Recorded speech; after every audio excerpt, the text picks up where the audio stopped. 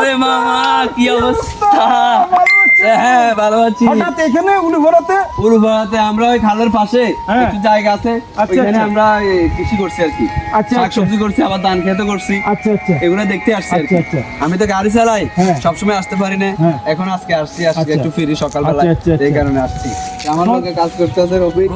আরে রফিক, তুমি কেমন আছো? কি করতে আছো? কাশকুড়া উড়াইতেছি। ঘাসকুটা কিনে উঠেছ? ও আচ্ছা, এগুলো হ্যাঁ। আজকে কি করতে আছো? এগুলো দিয়ে আজকে এগুলো আচ্ছা কাজ চলো করতেছি। আমরা দেখি কি এমন করছো বাগান। হ্যাঁ, মামা ওইখানে হয় না, আসো। কাজ কি করছো? বিসমিল্লাহ। হ্যাঁ, নিচে এখন আমাদের ওই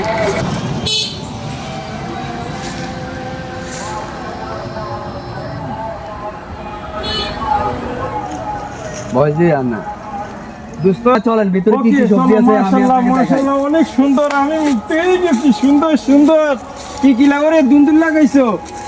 ওরে কাটা লাগাইছো? হ্যাঁ হ্যাঁ, তো গ্রাম দেশে এসে হ্যাঁ। অনেক ভালো লেগেছে। দেখেন খালের খালের এটা হলো দুন্দুল আমাদের। দেখেন 1 2 3 4 5 মাশাআল্লাহ, আলহামদুলিল্লাহ। বকর আরে ওইদিকে রফিক, তুমি কেমন আছো মামা?